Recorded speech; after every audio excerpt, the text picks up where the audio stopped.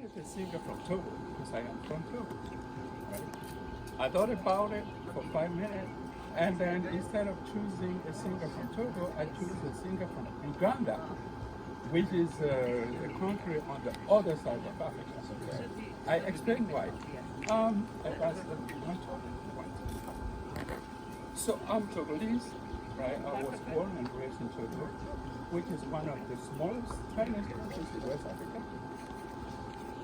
We consider ourselves a small country, but a big nation. About 15 different ethnic groups, 15 languages, right? So, but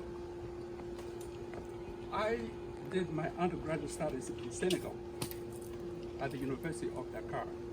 So I consider Senegal my second country because that is when I started really developing my critical abilities. So Senegal is very important to me for that reason. So and then from Senegal, I moved to Belgium to do a PhD, and that is where I met this lady, my wife. And then I came here to the United States in 1992, I think. So, I don't necessarily identify with Togo. I left Togo a long time ago, about 30 years ago, I must say.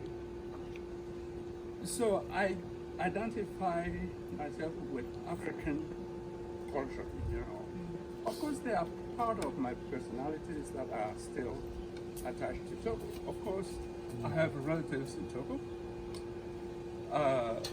I speak Togolese languages.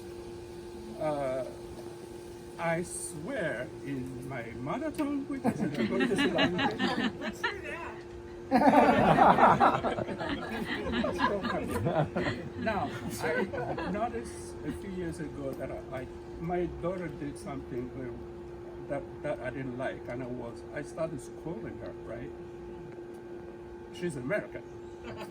She speaks English and some French, but she's American basically.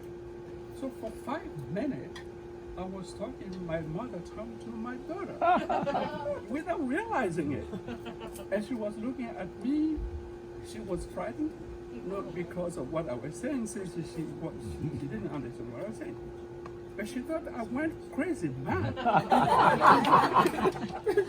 She had never seen that man in front of her speaking, extraterrestrial language. So this just to tell you that actually there are part of me that identify with different part of African culture.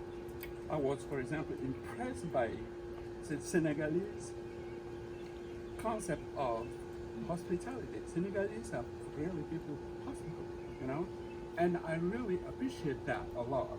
So it has had kind of an influence on me. Different part of Africa had different part of different influences on me.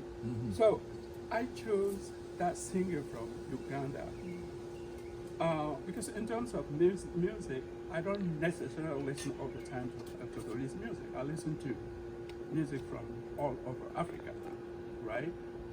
If you want to know about African music, come to me. Right? I can tell you about different styles of music, different musicians, So that's who I am. So if you ask, for example, I told her that, I want to play